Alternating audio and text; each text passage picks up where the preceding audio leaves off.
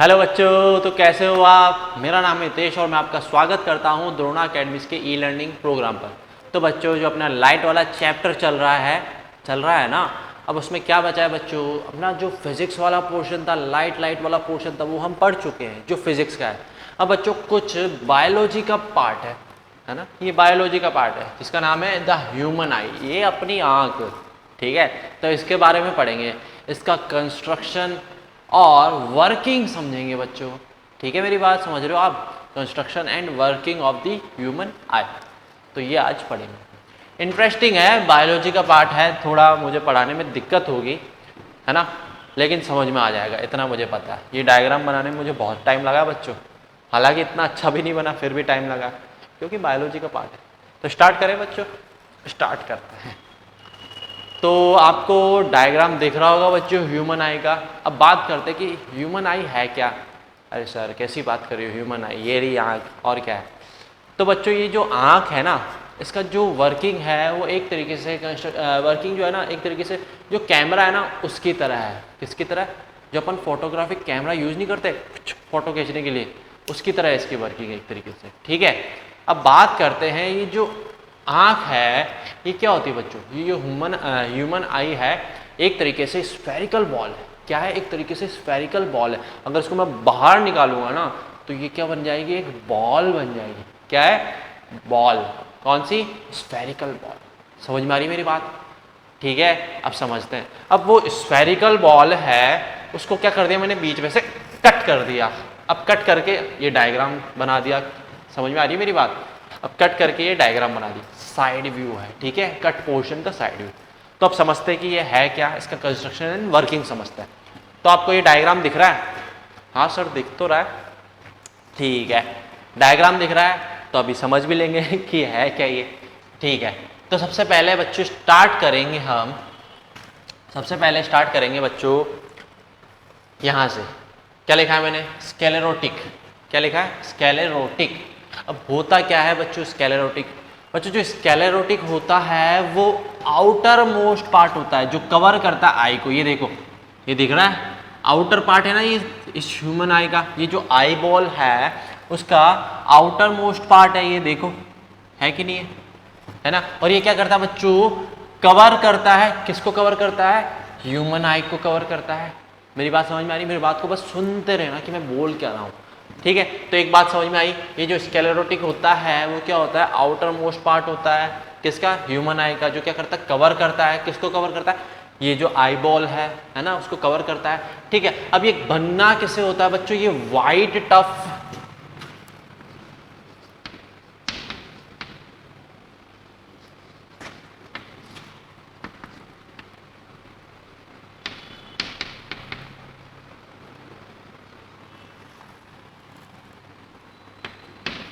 बच्चों, ये जो दिख रहा है ना, ये white white white white white, ये देखो ये स्केलेरोटिक। ये किससे मिलके बना होता है बच्चों? वाइट टफ फाइब्रस टिश्यू से मिलके बना होता है। ठीक है, तो इसका कंस्ट्रक्शन समझ में आया इस स्केलेरोटिक का। ठीक है, अब इसका मेन फंक्शन क्या है बच्चों? मेन फंक्शन क्या है? अब ये जो आउटर पार्ट है तो ये करता क्या है, इसका मेन काम क्या है बच्चों? ये जो आई बॉल है उसको प्रोटेक्ट करने का काम करता है। क्या करता है? प्रोटेक्ट करता है ना। ये जो अंदर जितनी भी चीज़ें हैं उनको क्या करता है, ये प्रोटेक्ट करने का काम करता है। मेरी बात समझ में आई? तो ये स्केलेरोटिक समझ में आया आपको? समझ में आ गया होगा ना। ठीक है,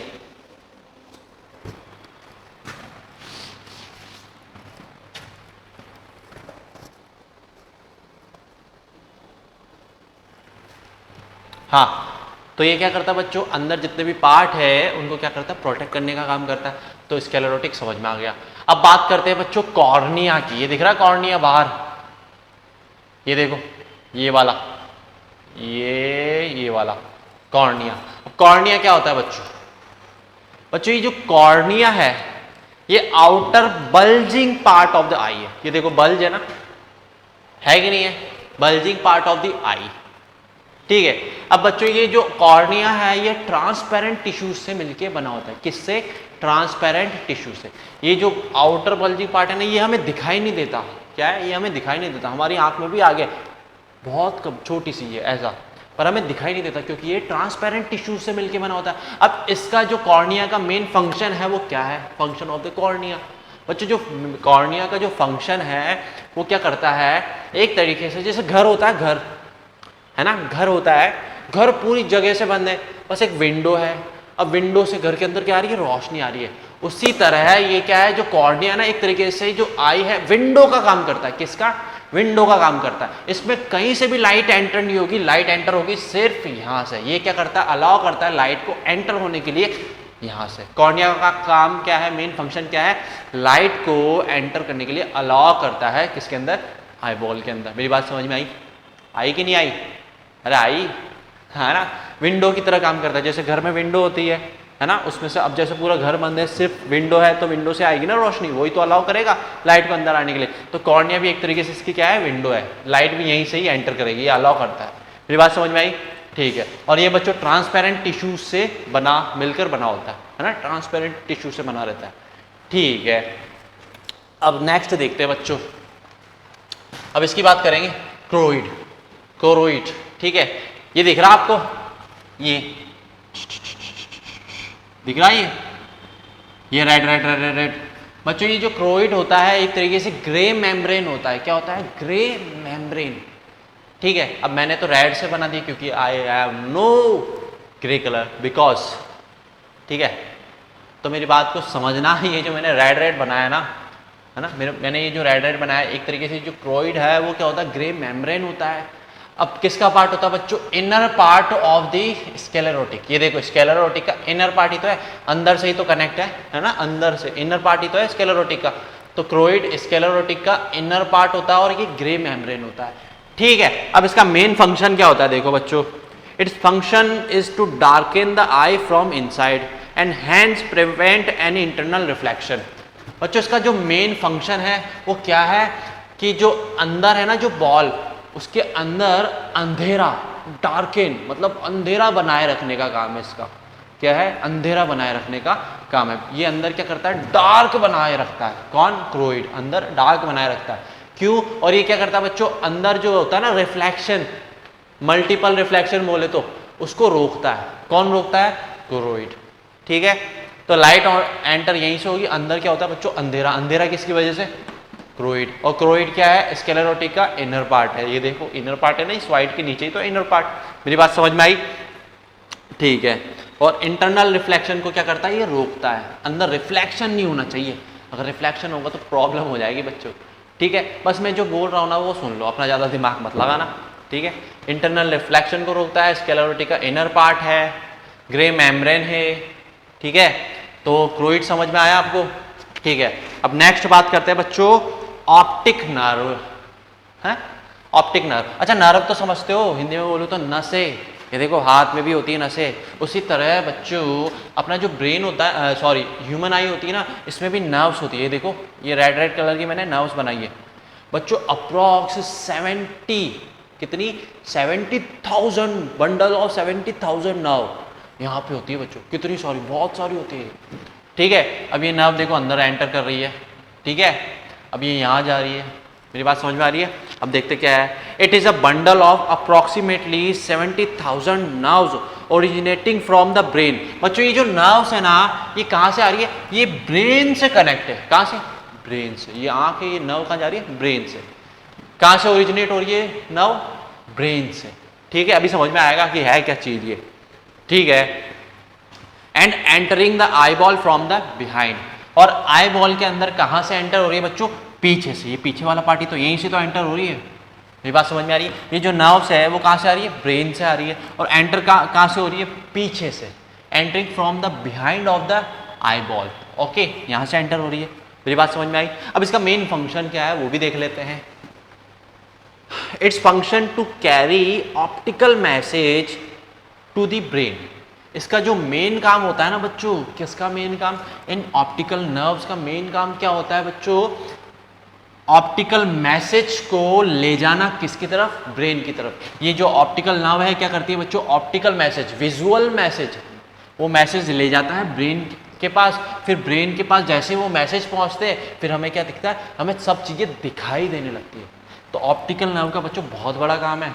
ये अपने विजुअल मैसेज या ऑप्टिकल मैसेज या हमें जो भी चीज़ें दिखाई दे रही है ना, ये अपने मैसेज किसकी तरफ ले जाता है, ब्रेन की तरफ, फिर हमें दिखाई देता है। तो ऑप्टिकल नर्व का काम पता चला आपको, फंक्शन पता चला, ये अपने मैसेज ले जाते हैं ऑप्टिकल मैसेज किसके पास, ब्रेन के पास। ठीक है, तो समझ में आई। तो आपको ऑप्टिक नर्व भी समझ में आ गया, क्लोरोइड भी समझ में आया, स्क्लेरोटिक भी समझ में आ गया, कॉर्निया भी समझ में आ गया। ठीक है, नेक्स्ट देखो बच्चों, रेटिना, बहुत बहुत इंपॉर्टेंट है बच्चों रेटिना। ठीक है, बहुत इंपॉर्टेंट। पढ़ू मैं, the optic nerve on the entering ball. अब देखो ऑप्टिक नर्व एंटर कर रही है बॉल के अंदर, ठीक है, स्प्रेड लाइक कैनोपी, बच्चों अंदर घुसते स्प्रेड हो रही है, फैल रही है, यहाँ वहां जा रही है। ठीक है, such that each nerve and, जो हर नर्व, जितनी भी नर्व है ना, उनका जो एंड होगा ना, अटैच्ड इटसेल्फ टू क्रोइड, अटैच हो जाता है बच्चों, कहां से, क्रोइड से। ये देखो क्रोइड है ना, इससे क्या हो जाता है बच्चों, अटैच्ड हो जाता है। ठीक है, अटैच्ड हो जाता है। ठीक है, the nerve ending from a hemispherical screen, जहां बच्चों ये नर्व्स है वो यहाँ एंड हो रही है ना, देखो क्रोइड से कनेक्ट हो रही है। इनका जो एंड है नर्व का, सारी जितनी भी नर्व है जिनका एंड है वो कहाँ कनेक्ट हो रही है, एक तरीके से कहाँ एंड हो रही है, क्रोइड पे। और जहाँ इनका एंड हो रहा है वो जो हेमिस्फेरिकल स्क्रीन है, ये देखो स्क्रीन दिख रही है आपको, हेमिस्फेरिकल दिख रही है क्या, ये वाली स्क्रीन हेमिस्फेरिकल। तो ये हेमिस्फेरिकल स्क्रीन क्या है बच्चों, रेटिना है, जहां इन नर्व का एंड हो रहा है। तो ये सॉरी यहाँ एंड हो रही है, समझ रहे हो मेरी बात। तो यहाँ ये क्या है बच्चों, रेटिना। मैंने लिखा नहीं है रेटिना, लिख देता हूं, ये देखो हेमिस्फेरिकल, ये वाला, ये जो दिख रहा आपको, ये जहां नर्व का एंड हो रहा है वो क्या है, रेटिना। ठीक है, अब मैं पढ़ू आगे। These nerve ending on the retina are sensitive to visible light, बच्चों इसका बहुत बड़ा रोल होता है, ये सेंसिटिव है विजिबल टू लाइट, मतलब लाइट को दिखाने के लिए। ठीक है, on the retina are two important area which will discuss separately. अब बच्चों जो रेटिना है इसके दो इंपॉर्टेंट एरिया है जिसको हम क्या करेंगे, डिस्कस करेंगे सेपरेटली। अब कौन से एरिया है, सबसे पहले बच्चों देखो ये जो हेमिस्फेरिकल स्क्रीन है इसको रेटिना बताया। अब इसमें देखो यहाँ पे एक ये पार्ट दिख रहा है, अलग सा दिख रहा है क्या। अब एक पार्ट तो ये हो गया इसका, इसको कहते हैं बच्चों येलो स्पॉट। और एक जहां ये जो नर्व्स एंटर हो रही है, ये देखो इस साइड है ना, नर्व्स क्या हो रही है, एंटर हो रही है, ये कौन सा स्पॉट है बच्चों, ब्लाइंड स्पॉट। अब इन दोनों की बात करते हैं कि ये है क्या है, तो ये दोनों रेटिना के पार्ट। ओके, ये पूरा क्या है, रेटिना है बच्चों। ठीक है, अब पहले बात कर लेते हैं रेटिना का मेन काम क्या है, फंक्शन क्या है। The function of retina is to receive the optical message of the object. ये क्या करता है बच्चों, जो रेटिना है उसका काम क्या है, ऑप्टिकल मैसेज को यहाँ पे क्या करता है, रिसीव करता है। क्या करता है, रिसीव करता है। जो ऑब्जेक्ट बाहर पड़ा है ना, ऑब्जेक्ट की लाइट अंदर आएगी, फिर ऑप्टिकल मैसेज को क्या करेगा बच्चों, ये रिसीव करेगा। कौन करेगा रिसीव, रेटिना। और रेटिना पे क्या है बच्चों, जो ऑप्टिकल नर्व है वो एंड करती है ना, करती है कि नहीं करती, यही तो एंड होती है इटसेल्फ अपने आप। ठीक है, and then convert it to optical pulse. और जो ये रेटिना है फिर क्या करता है, ये जो ऑप्टिकल मैसेजेस है इनको क्या करता है, कन्वर्ट कर देता है ऑप्टिकल पल्स के अंदर, ऑप्टिकल पल्स के अंदर कन्वर्ट कर देता है। These pulse are then send to the brain through optical nerve. ठीक है, अब ये जो पल्स है, ये जो ऑप्टिकल पल्स है, ये क्या किए जाते हैं बच्चों, ये जो ऑप्टिकल पल्स है ये ब्रेन को भेज दिए जाते हैं। अब ब्रेन को कैसे भेजेंगे, मैंने अभी बताया था, ये जो रेटिना है यहाँ पे क्या हो रहा है, जो ऑप्टिकल नर्व्स है उनका एंड हो रहा है ना, यही तो घुस रही है वो कोरोइड में। तो फिर वो ऑप्टिकल नर्व के थ्रू, ये जो ऑप्टिकल पल्स है ये ऑप्टिकल नर्व के थ्रू ब्रेन को भेज दिया जाता है। तो बच्चों ये जो रेटिना है ना, उसका बहुत बड़ा रोल होता है। मेरी बात समझ में आ रही है। ये क्या करता है बच्चों, ऑप्टिकल मैसेज को पहले क्या करता है, कन्वर्ट करता है। सबसे पहले रिसीव करता है, फिर क्या करता है, ऑप्टिकल मैसेज को कन्वर्ट करता है ऑप्टिकल पल्स में। फिर ये जो ऑप्टिकल पल्स है ये ब्रेन को भेज दी जाती है, किसके थ्रू, ऑप्टिकल नर्व के थ्रू। ठीक है, अब बात करते हैं बच्चों येलो स्पॉट की। ये देखो येलो स्पॉट होता क्या है, येलो स्पॉट बात करते हैं।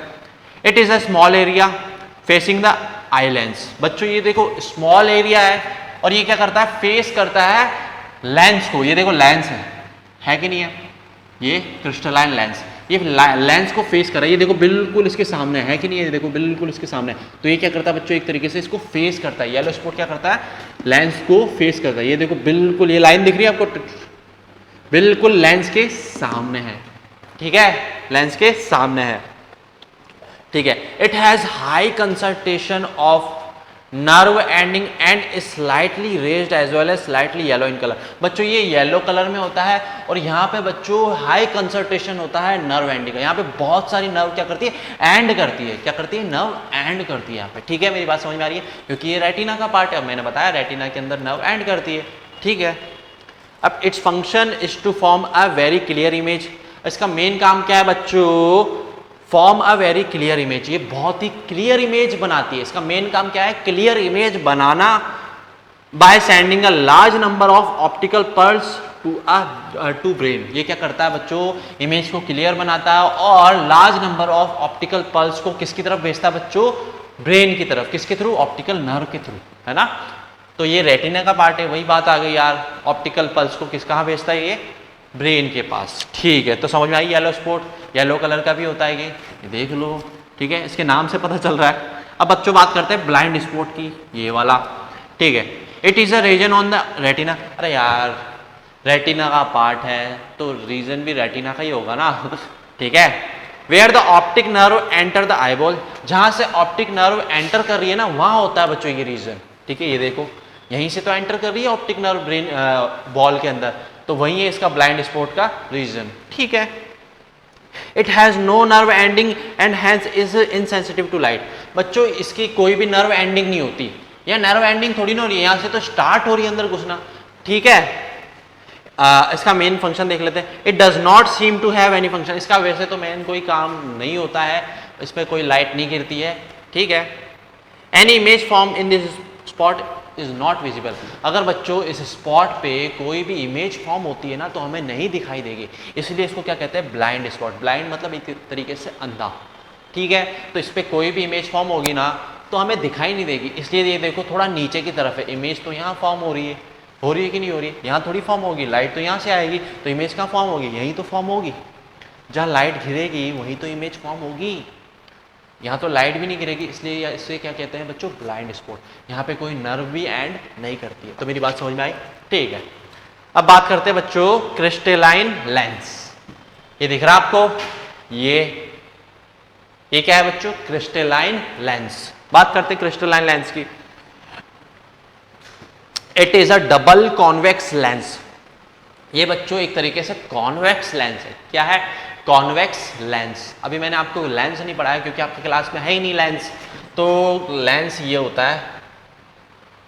अब इसको डबल कॉन्वेक्स लेंस क्यों कहते हैं, क्योंकि देखो ये क्या हो गया, कॉन्वेक्स, ये क्या हो गया, कॉन्वेक्स, स्फेरिकल, ठीक है, इसलिए इसको कहते हैं डबल कॉन्वेक्स लेंस। मेरी बात समझ में आ रही है, क्योंकि ये इसके दो बल्ज पार्ट है, देखो एक ये रहा, ये देखो एक ये रहा और एक ये रहा, दो बल्ज पार्ट, इसलिए इसको क्या कहते हैं, डबल कॉन्वेक्स लेंस। तो ये बात याद रखना, जो आई होती है ह्यूमन आई, उसके अंदर कौन सा लेंस होता है, डबल कॉन्वेक्स लेंस, ठीक है।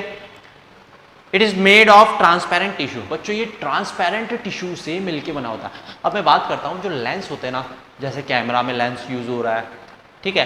अब जो ये लेंस होते हैं ये तो ग्लास के होते हैं, ठीक है। अब आजकल पॉलीमर के भी आने लग गए। अब आंख में तो ग्लास का लेंस हो नहीं सकता ना, अगर आंख में ग्लास का लेंस होगा, कांच का लेंस होगा, तो कभी वो टूट गया तो अंदर कितनी बड़ी प्रॉब्लम हो सकती है ना, हमें मतलब डेंजर है, ठीक है। इसलिए जो अपनी आंखों में है ना, ये जो अपनी आंख में जो लेंस होता है, कौन सा होता है बच्चों, एक तरीके से ट्रांसपेरेंट टिश्यू से मिलके लेंस बना होता है, ठीक है।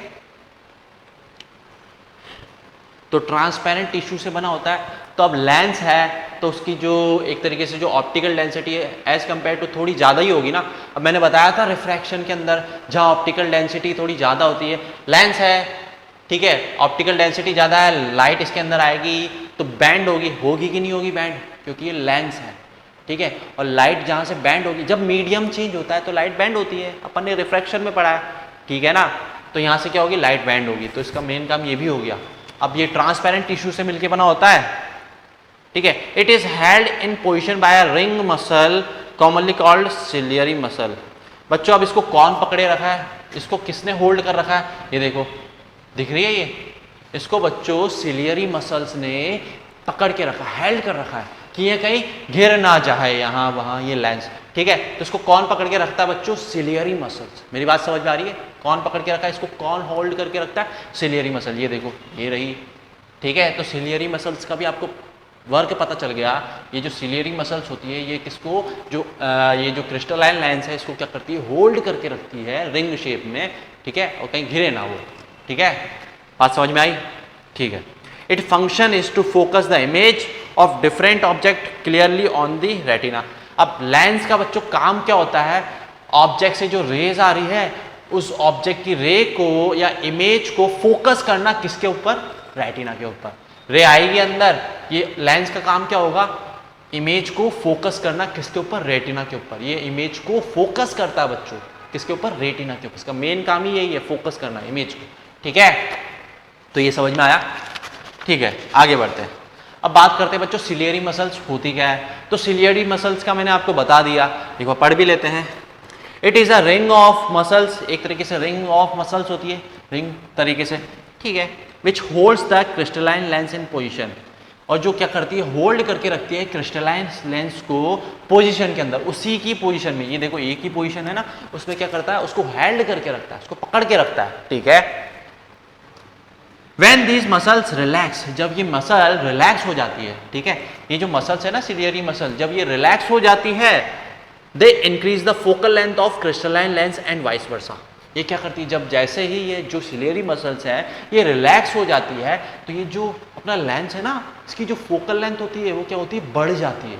क्या हो जाती है, इंक्रीज हो जाती है जैसे ही रिलैक्स हो जाती है, ठीक है। मेरी बात होती है, समझ में आ रही है? और वाइस वर्सा है, वाइस वर्सा मतलब जैसे ही रिलैक्स से हटेगी वापस उसकी जो फोकल लेंथ है वो कम हो जाएगी, ठीक है, ठीक है। It function is to alter the focal length of crystalline lens so that the image of the object situated at different distance are clearly focused on the retina।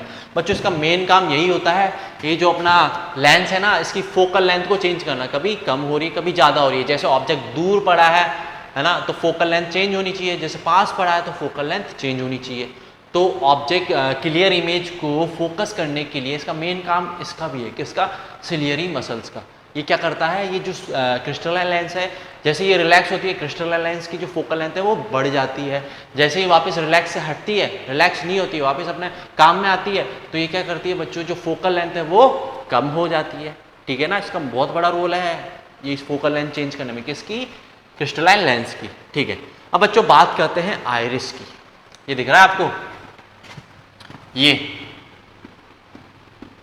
क्या है बच्चों? आइरिस। अब होता क्या है आइरिस? अच्छा, आँख देखी आपने, आँख तो देखी है, रोज कांच में देखते हो है ना, आँखों से तो देखते हैं।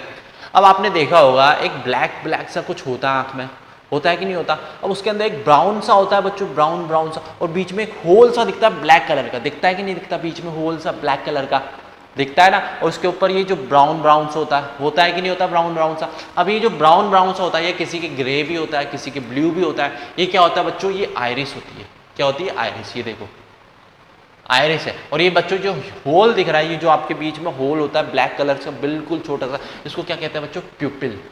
क्या कहते हैं? प्यूपिल, ठीक है। अब पढ़ता हूँ मैं क्या लिखा है इसमें।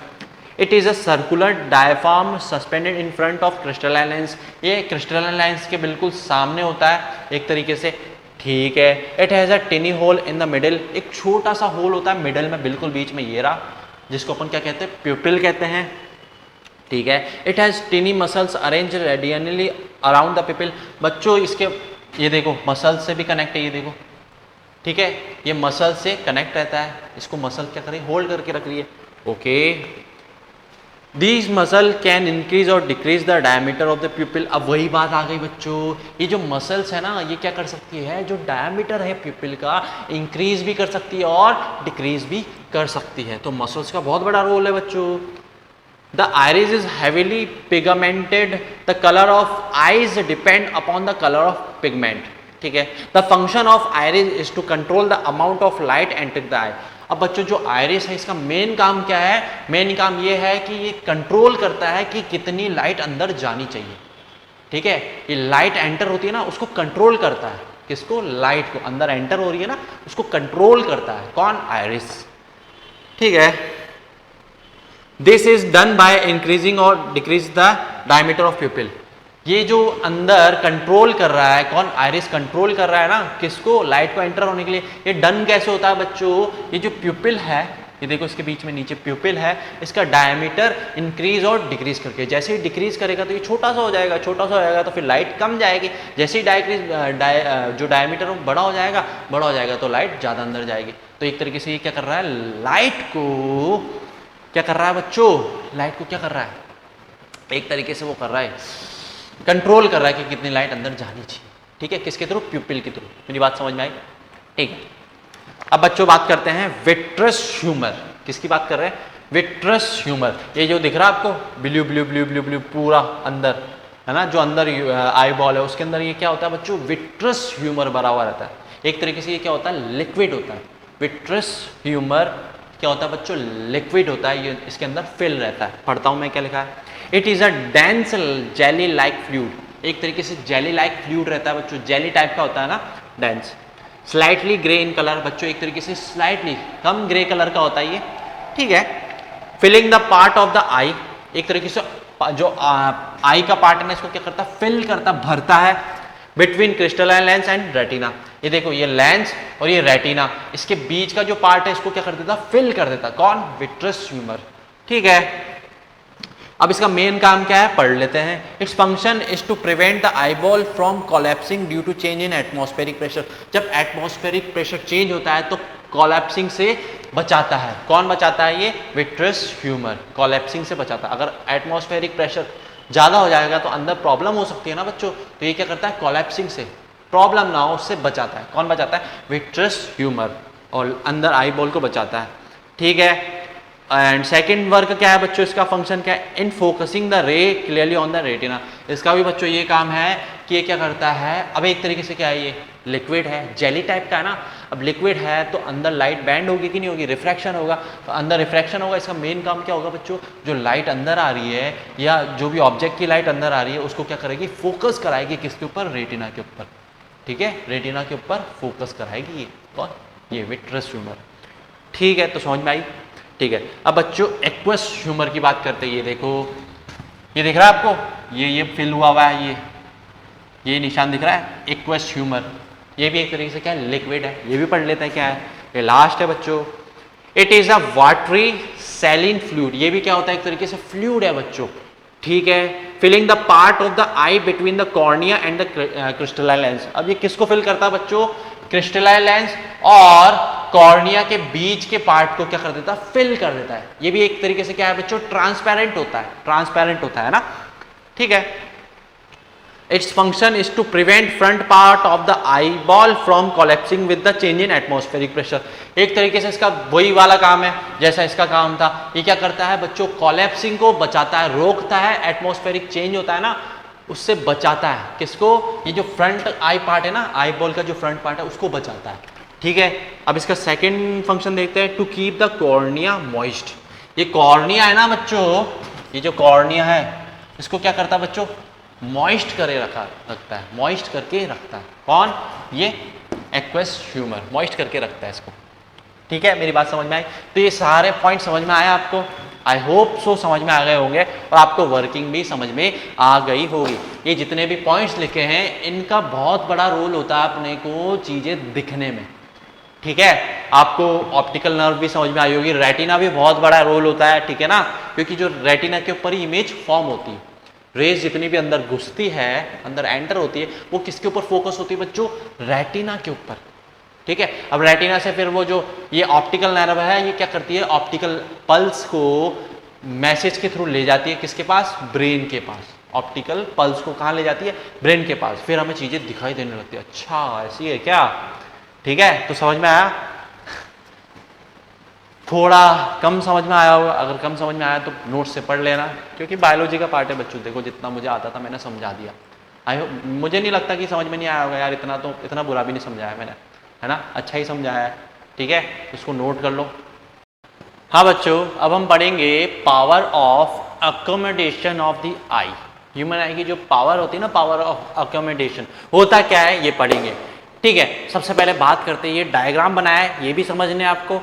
ठीक है, ये बच्चों दोनों ह्यूमन आई के डायग्राम है। एक में ये बता रहा है कि जो लाइट है ना coming from light ray coming from distance object, मतलब ऑब्जेक्ट है ना वो दूर पड़ा है थोड़ा, ठीक है। अब दूसरे में क्या बता रहा है, लाइट फ्रॉम नियर ऑब्जेक्ट, एक ऑब्जेक्ट लाइट कहाँ से आ रही है, बहुत पास पड़ा, आंख के एक ऑब्जेक्ट तो बहुत पास पड़ा है, अप्रोक्स 25 सेंटीमीटर इतना पास, और एक ऑब्जेक्ट बहुत दूर पड़ा है, ठीक है। तो दो डायग्राम में हम इसको समझेंगे और ये होता क्या है वो भी समझेंगे, ठीक है।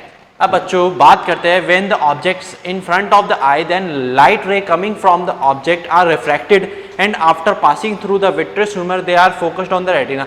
जब लाइट बच्चों अंदर एंटर होती है, ठीक है, किसके अंदर, ह्यूमन आई के अंदर जब एंटर होती है तो वो लेंस से पहले क्या होती है, रिफ्रैक्ट होगी, फिर रिफ्रैक्ट होने के बाद अंदर क्या होता है बच्चों, विट्रियस ह्यूमर होता है ना, वो भी क्या करता है बच्चों, जो लाइट है उसको क्या करता है, रिफ्रैक्ट करता है, रिफ्रैक्ट करने के बाद वो रेटिना के ऊपर लाइट को फोकस कर देता है ना, ठीक है। लाइट को फोकस करने के बाद फिर the sensation from the retina is conveyed to the brain.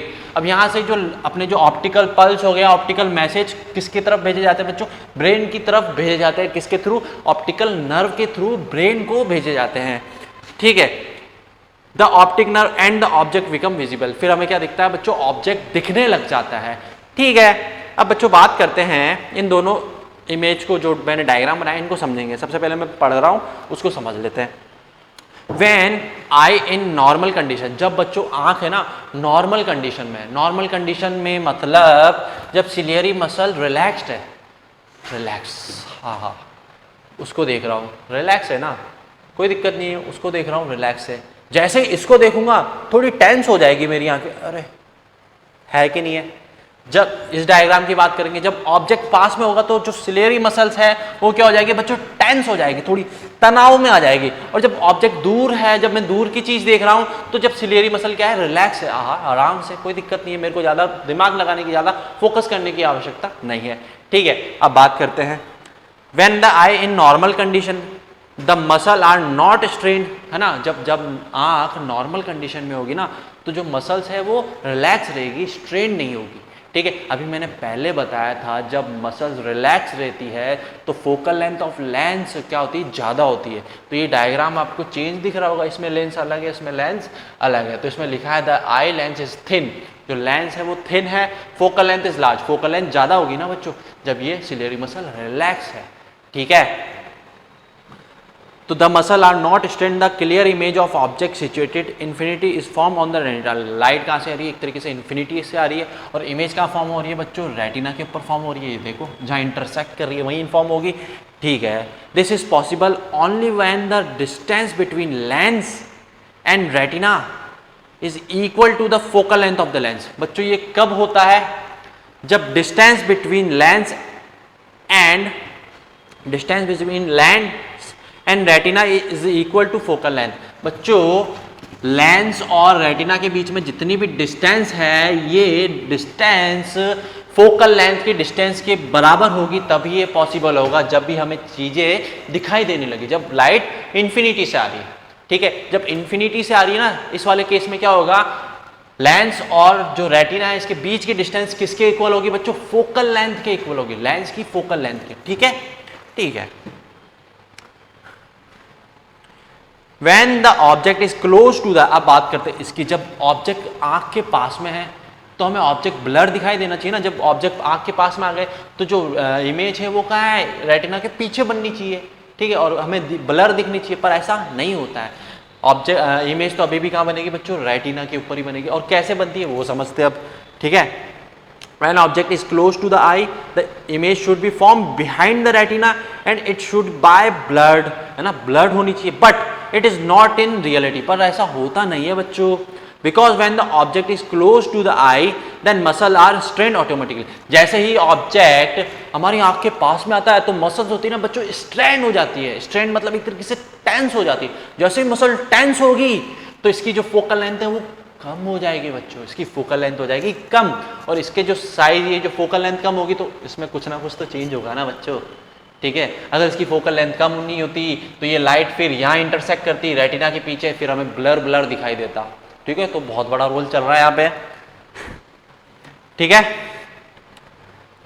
Because when the object is close the eye the muscle strain automatically, strain हो जाती है automatically, muscle get contracted to make lens thicker, जो lens है उसको thicker बनाने का काम करती है, which reduce the focal length of the lens and image is again form on the retina. ये क्या करती है बच्चों, लेंस की फोकल लेंथ को कम कर देगी और वापस इमेज कहाँ फॉर्म होगी बच्चों, रेटिना के ऊपर ही फॉर्म होगी। मेरी बात समझ में आ रही है? ठीक है। अब बच्चों ये जो अपन ने लिखा है power of accumulation of the eye, ये होता क्या है ये बता देता हूं मैं आपको।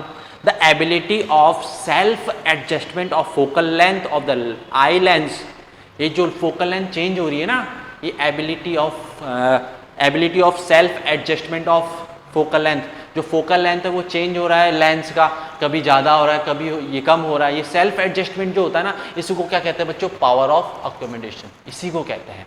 ठीक है, the ability of self adjustment of focal length of the eye lens is called accumulation of power, accumulation power कहलाता है।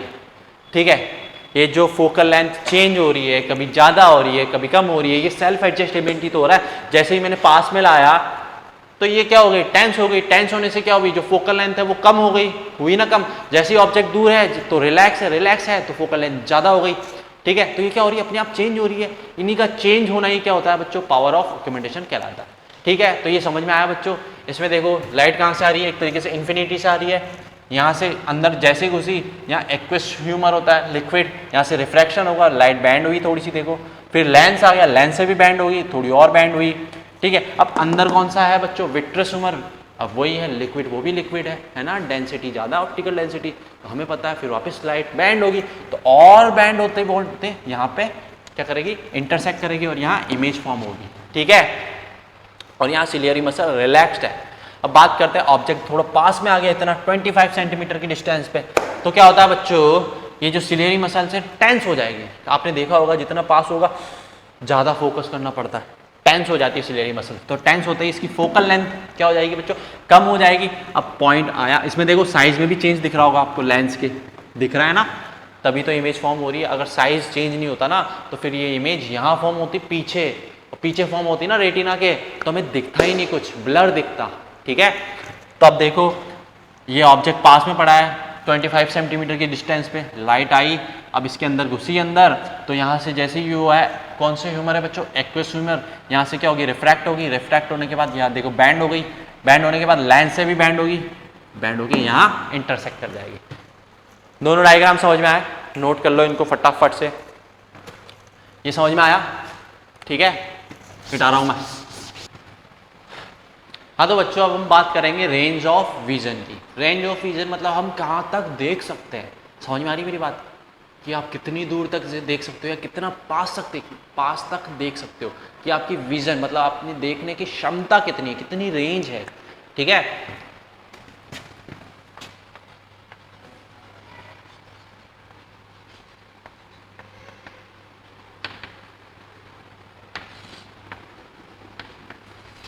बात करते हैं बच्चों रेंज ऑफ विजन की। सबसे पहले एक चीज बताना चाहूंगा बच्चों, जो ह्यूमन आई है बहुत दूर तक देख रही है किसी पॉइंट को, है ना, एक पॉइंट है या कोई ऑब्जेक्ट है बहुत ज़्यादा डिस्टेंस पे है, अगर आप उसको देख पा रहे हो तो वो बच्चों कौन सा पॉइंट कहलाएगा, फार पॉइंट। क्या कहलाएगा बच्चों, फार पॉइंट। और एक तरीके से जो ह्यूमन आई है बच्चों एक तरीके से इन्फिनिटी तक देख सकती है। कहाँ तक देख सकती है बच्चों, इन्फिनिटी तक। ठीक है, आप जितना दूर तक देख सकते हो ना, जितने दूर तक पॉइंट देख सकते हो उसको क्या कहेंगे बच्चों, फार पॉइंट कहेंगे। ठीक है, फार मतलब बहुत दूर, पॉइंट मतलब एक तरीके से जिस पॉइंट को देख रहे हो। अब बच्चों अपनी जो ह्यूमन आई है, अब ये तो फार पॉइंट हो गया, अब नियरेस्ट पॉइंट होता ना बच्चों, जितना बहुत ज़्यादा पास वाला पॉइंट, अगर आप उसको देख पा रहे हो तो उस पॉइंट को क्या कहेंगे बच्चों, नियरेस्ट पॉइंट। ठीक है, अब बच्चों ह्यूमन आई के लिए नियरेस्ट पॉइंट होता है लगभग बच्चों 25 सेंटीमीटर, है ना। आप 25 सेंटीमीटर तक आपसे क्लियरली देख सकते हो, ज़्यादा पास ले जाओगे फिर वो ब्लर दिखने लग जाएगा। ठीक है, तो सबसे नियरेस्ट पॉइंट कौन सा हो गया बच्चों, जो आप पास से देख सकते हो, जैसे 25 सेंटीमीटर है। ठीक है, और फार पॉइंट जो बहुत दूर तक देख सकते हो। अब बात करते हैं रेंज ऑफ विजन बच्चों, तो डिस्टेंस बिटवीन बच्चों far point and nearest point या near point, distance between far point and nearest point is called range of vision. मतलब फार पॉइंट और नियरेस्ट पॉइंट के बीच की डिस्टेंस जो होगी ना, वो क्या होगी बच्चों, रेंज ऑफ विजन। मतलब आप उसके बीच में कहीं तक भी देख सकते हो, आपकी रेंज ऑफ विजन उतनी है। ठीक है, 25 सेंटीमीटर से इन्फिनिटी तक आप देख सकते हो ना। ठीक है, तो ये बात समझ में आई, रेंज ऑफ विजन। ठीक है, छोटा सा पॉइंट था। हाँ बच्चों, अब हम बात करेंगे, दो डिजीज होती है बच्चों आई की, है ना। अब बोलते हो ना कि आंखें कमजोर हो गई, है ना, कि मेरी पास की नज़र कमजोर है, मेरी दूर की नज़र कमजोर है, हमें चीज़ें दिखाई नहीं देती पास में या दूर की चीज़ें। तो बच्चों वो दो क्या होती है बच्चों, डिजीज होती है। फर्स्ट नाम है बच्चों मायोपिया एंड सेकंड नेम है बच्चों हाइपरमेट्रोपिया। ठीक है, अब समझते हैं इन दोनों में से कौन सी दूर की नज़र है कमजोर है और कौन सी पास की नज़र कमजोर है। ठीक है, मैं फर्स्ट वाला पढ़ता हूँ बच्चों, मायोपिया और शॉर्ट साइटेड। ठीक है, पढ़ूँ मैं। ठीक है, मायोपिया और short sighted eye is able to see near object.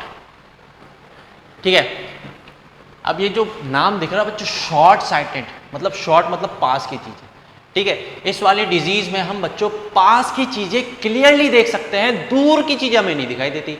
बच्चों नाम से कंफ्यूज मत हो ना, अगर यहाँ शॉर्ट आ गया इसका मतलब ये नहीं है कि हमें पास की नजर कमजोर है, उल्टा है इसका। जो इसका नाम आ रहा है ना शॉर्ट साइटेड, है ना, तो इसका मतलब ये है कि हमारी दूर की नजर इसमें कमजोर होगी। ठीक है, मैं पढ़ता हूं, eye is able to see near object clearly but can not see distance object clearly. हम दूर की चीजें यहाँ इस वाले डिजीज में हम नहीं देख सकते। For such an I image of distance object is form in front of retina. इस तरह में बच्चों क्या होता है, इस तरह की डिजीज में जो इमेज है वो रेटिना से पहले ही फॉर्म हो जाती है। ठीक है, जैसे ये रेटिना था तो इमेज बच्चों यही फॉर्म हो जाएगी, ये रेज है ना यही इंटरसेक्ट कर जाएगी। अब रेटिना पे फॉर्म नहीं होगी तो इमेज क्लियर थोड़ी ना होगी। मेरी बात समझ में आ रही है? ठीक है, तो रेटिना से पहले ही इमेज फॉर्म हो जाती है तो हमें दिखाई नहीं देगी, ब्लर दिखाई देगी, इसलिए दूर की नज़र कमजोर है। ठीक है, दिस डिफेक्ट इज करेक्टेड। अब इस डिफेक्ट को हम करेक्ट कैसे कर सकते हैं? अब हमारी आंखें कमजोर है, हमें दूर की नज़र कमजोर है, हम इसको करेक्शन कैसे करेंगे? अरे आंखों पे चश्मा लगेगा ना बच्चों। अब चश्मे में क्या होता है बच्चों, लेंस लगा हुआ रहता है। अब लेंस कौन सा लगा हुआ रहता है? दो लेंस होते हैं बच्चों, कॉन्वेक्स लेंस और कॉनकेव लेंस। अब इन दोनों में से कौन सा लेंस लगा हुआ रहता है वही पता करना हमें। ठीक है, अब इसका करेक्शन कैसे होगा? ठीक है, this defect is corrected by use of concave lens. बच्चों जब दूर की नजर कमजोर है ना, आपकी दूर की चीजें नहीं दिखाई दे रही है, तो हम कॉनकेव लेंस का यूज करके इसको दूर कर सकते हैं। जैसे ही कॉनकेव लेंस यूज करेंगे ना, वो चश्मा बनाएगा ना, तो उस पर कौन सा यूज करेगा बच्चों? Lens, concave lens. दिमाग में ढाल लेना ये चीज। ठीक है, अगर दूर की नजर कमजोर है तो कॉनकेव लेंस। और कॉनकेव लेंस कैसा दिखने में होता है बच्चों? ऐसा, बीच में से पतला, साइड में से मतलब इसका जो कॉर्नर है वहां से मोटा। और कॉन्वेक्स लेंस बच्चों कैसा दिखाई देता है? अभी अपने आंख में पढ़ा था, ह्यूमन आई में। ठीक है, बीच में से मोटा और कॉर्नर से पतला, ये कॉन्वेक्स है, ये कॉनकेव। कॉनकेव क्यों है? देखो ये क्योंकि इसकी ये वाली साइड है ना, देखो केव के जैसी है, और इसकी ये वाली साइड है ना, देखो बल्ज टाइप की है। ठीक है, मैंने मिरर में भी बताया था, यहाँ पे भी याद हो जाएगा। ठीक है, तो इसका करेक्शन कैसे करते हैं? अगर आपकी नज़र दूर की नज़र कमजोर है तो आप करेक्शन कैसे करोगे? कॉनकेव लेंस का यूज करके चश्मे में। ठीक है, this lens is chosen such that parallel ray coming from the object at infinity appear that after suffering diverge from the lens the come from the point which far point of the defective eye. तो मेरी बात समझ गए होंगे आप। इस वाली disease में हम कौन सा लेंस यूज़ करते हैं बच्चों? Concave lens. जैसे हम कॉनकेव लेंस यूज़ करेंगे फिर लाइट उससे क्या होगी बच्चों? रिफ्रैक्ट होगी, फिर वो कहाँ इंटरसेक्ट करेगी बच्चों? बिल्कुल रेटिना पे इंटरसेक्ट करेगी, रेटिना पे इमेज बनेगी। फिर पहले कहाँ बन रही थी बच्चों इमेज? रेटिना से पहले। अब जैसे ही हमने लेंस यूज़ किया, इमेज कहाँ बनेगी बच्चों? रेटिना पे। और रेटिना पे अगर इमेज बनेगी तो हमें क्लियरली दिखाई देगा। तभी तो बोलते हैं चश्मा पहनती ओहो क्लियर दिखाई दे रहा मुझे दूर का भी। तो ये होता है बच्चों। ठीक है, अब बात करते हैं बच्चों इसकी हाइपरमेट्रोपिया और लॉन्ग साइटनेस। अब इसमें वही बात है बच्चों, उल्टा। लॉन्ग साइटनेस का मतलब हमें दूर की चीजें दिखाई देगी पर पास की चीजें दिखाई नहीं देगी। ठीक है, पढ़ता हूं मैं। An eye with this effect is able to see distance object clearly. हमें दूर की चीजें दिखाई देगी but can not see near object. हम पास की चीजें हम नहीं देख सकते easily. For such an eye the image of near by object will be form behind the retina. इस टाइप के बच्चों डिजीज में क्या होता है, जो इमेज होती है ना वो कहाँ फॉर्म होती है बच्चों, रेटिना के पीछे। कहाँ फॉर्म होती है, रेटिना के पीछे। हमें पास की चीज दिखाई नहीं दे रही तो इमेज कहाँ फॉर्म हो रही है बच्चों, रेटिना के पीछे। अगर रेटिना के पीछे इमेज फॉर्म होगी या लाइट रेटिना के पीछे इंटरसेक्ट करेगी तो हमें तो चीजें ब्लर दिखाई देगी ना। अभी मैंने पहले वाली में भी बताया था।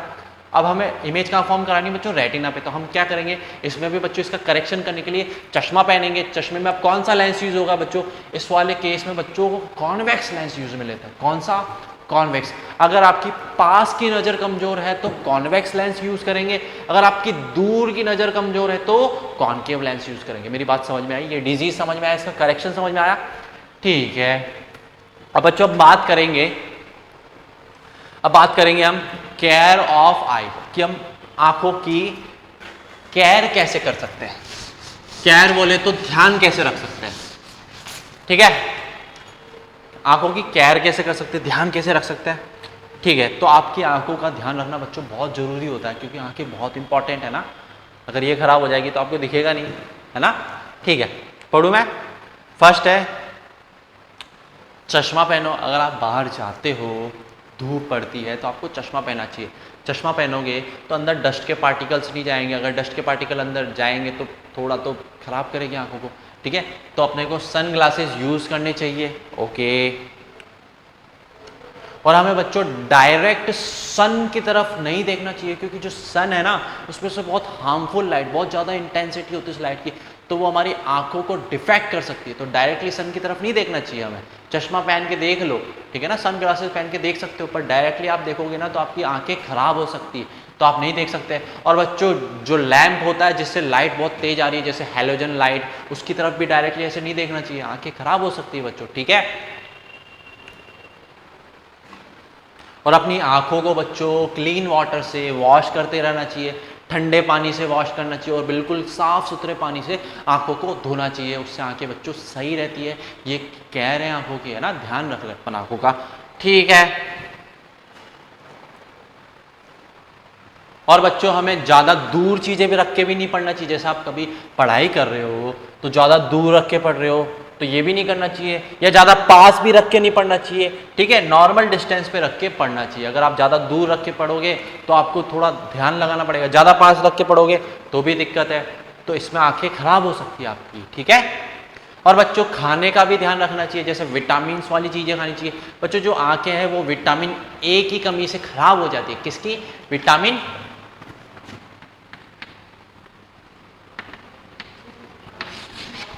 ए की कमी से, लैक ऑफ विटामिन ए की कमी से आंखें जो है वो खराब हो सकती है। तो विटामिन ए की पूर्ति, मतलब हमें पूर्ति करनी है। अब विटामिन ए कहाँ से मिलेगा, खाने से मिलेगा। हमें क्या क्या खाना चाहिए बताता हूं मैं। हमें बच्चों कैरेट्स, गाजर खानी चाहिए। बोलते हैं ना गाजर खाया करो आंखें तेज होगी, तो गाजर से हमें विटामिन ए मिलता है, ठीक है। ब्रोकॉइल, ब्रोकली होती है बच्चों, एक वेजिटेबल है, वो भी खानी चाहिए ब्रोकली। एंड ग्रीन वेजिटेबल्स, सारी जितनी भी ग्रीन वेजिटेबल है वो खानी चाहिए, जैसे स्पिनच हो गया, ठीक है। और ये सब क्या है बच्चों, एक तरीके से विटामिन ए में रिच है। इसमें विटामिन ए की मात्रा होती है ना बहुत ज़्यादा होती है। एग्स खाने चाहिए, में मिल्क पीना चाहिए, दही खानी चाहिए, कर्ड, चीज़, बटर, फ्रूट्स, पपाया, मैंगो, ये सब चीज़ें खानी चाहिए हमें। इनसे क्या होता है बच्चों, विटामिन ए मिलता है, और हमें विटामिन ए मिलेगा तो यार अच्छा ही है ना। विटामिन ए मिलेगा तो हमारी आंखें क्या होगी, बिल्कुल 6/6 करेक्ट होगी, सब चीज़ें आराम से देख सकती, ठीक है। तो ये समझ में आया, very good.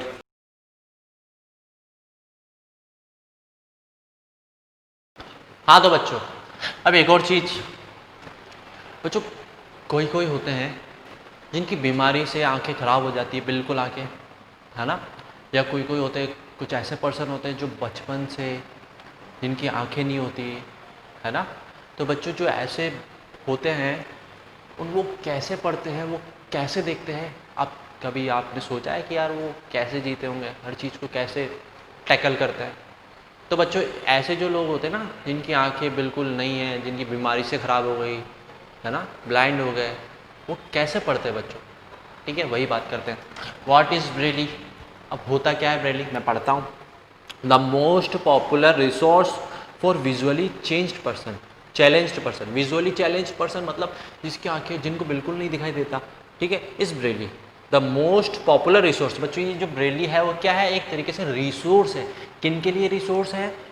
Visually challenged person, जिनकी आंखें बिल्कुल खराब है, उनके लिए एक तरीके से क्या है, रिसोर्स है। और ये क्या कहलाता है बच्चों? ब्रेली कहलाता है।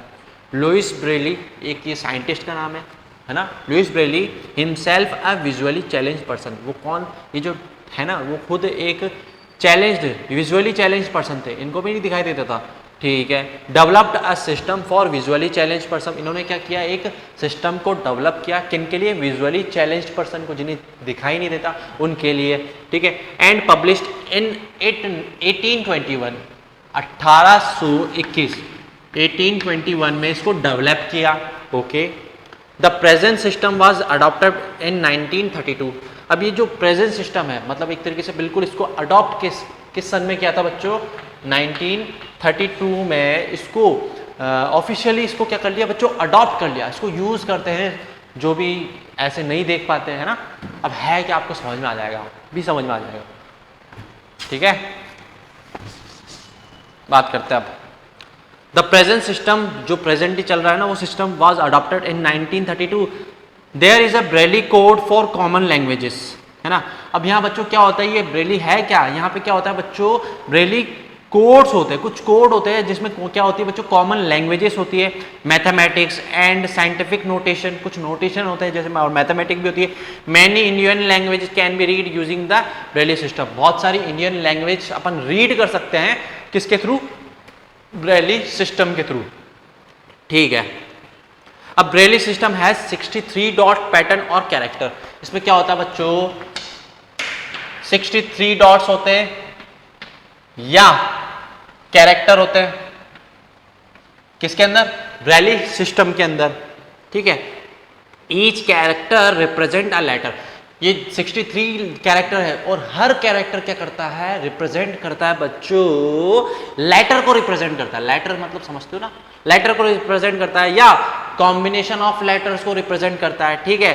अ कॉमन वर्ड और अ ग्रामेटिकल साइन, एक तरीके से कॉमन वर्ड हो गया, वर्ड को भी रिप्रेजेंट कर रहा है या ग्रामेटिकल साइन को भी रिप्रेजेंट करता है। ये जो अपन ने 63 डॉट्स या कैरेक्टर की बात करी ना, ये लेटर को रिप्रेजेंट कर रहा है और किसको रिप्रेजेंट करता है बच्चों? ग्रामेटिकल साइन को, कॉमन वर्ड्स को या कॉम्बिनेशन ऑफ लेटर्स को, ठीक है। Dots are arrange in cells of 2 vertical rows और 3 डॉट्स ईच। बच्चों इस तरीके से अटैच रहते हैं या डॉट क्या रहते हैं बच्चों? अरेंज रहते हैं। अब आपने देखा होगा बच्चों, जिनको दिखाई नहीं देता वो ब्रेली सिस्टम यूज करते हैं, उसमें क्या होता है बच्चों?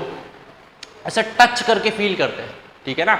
ये डॉट्स बने हुए रहते हैं। अब मैंने बताया ये 63 डॉट्स है, तो कैरेक्टर है, इनका मतलब हर एक डॉट का मतलब बच्चों कुछ ना कुछ वर्ड होता है, कुछ ना कुछ ग्रामेटिकल साइन होता है, तो वो टच करके समझते हैं कि हाँ इसका मतलब ये है। तो बच्चों वो इस तरीके से पढ़ाई करते हैं, इस तरीके से राइट करते हैं, मतलब इस तरीके से लिखते हैं, इस तरीके से पढ़ते हैं, इस तरीके से समझते हैं, छू कर मतलब टच करके फील करते हैं, ठीक है। तो ये ब्रेली सिस्टम यही है, ठीक है। Patterns of dots to represent some English alphabet. जो पैटर्न होता है ना बच्चों इन डॉट्स का, ये कभी कभी इंग्लिश के अल्फाबेट को भी बताता है, और some common words are shown below, और कुछ कॉमन वर्ड्स को भी बताता है। This pattern which imposed on Braille sheets help usually challenge. ये बच्चों शीट के ऊपर छपे हुए रहते हैं, मतलब उभरे हुए रहते हैं, इनको छू के, इनको टच करके, वो फील करके समझते हैं, क्योंकि इन कैरेक्टर के अंदर क्या है? ग्रामेटिकल साइन है, वर्ड्स है, ठीक है ना। वो छू के समझते हैं, अच्छा इस डॉट का मतलब ये है, क्योंकि वो देख तो नहीं सकते। तो इस चीज़ से उनको बच्चों बहुत ज़्यादा हेल्प मिलती है पढ़ने लिखने में, है ना, और चीज़ें समझने में। This pattern which imposed on Braille sheet help visually challenge person to recognize word by touching. कि वो वर्ड को कैसे रिकॉग्नाइज करते हैं बच्चों? टच करके, ठीक है। To make them easier to touch the dots are raised slightly. बच्चों बहुत अच्छी चीज़ है ना ये। तो ये चीज़ समझ में आई बच्चों? ये जो ब्रेली सिस्टम क्या होता है, जो आदमी विजुअली चैलेंज है, जो देख नहीं पा रहा है अच्छे से, बिल्कुल नहीं देख पा रहा है, उनके लिए है बच्चों, डॉट्स होते हैं शीट के ऊपर, उनको क्या करते हैं? ये टच करके समझते हैं कि क्या लिखा हुआ है। इन डॉट्स, इन सारे डॉट्स या इन कैरेक्टर का हर एक डॉट का मतलब होता है, मीनिंग होता है या साइन होता है, वर्ड भी हो सकता है, मैथमेटिकली भी समझा सकते हैं उसको, ठीक है ना। तो ये ऐसे सिखाया जाता है इनको और वो टच करके फील करते हैं और रिकॉग्नाइज करते हैं कि ये क्या लिखा हुआ है। ठीक है बच्चों, तो ये समझ में आया। तो चैप्टर यहीं खत्म होता है। ठीक है, एंड थैंक यू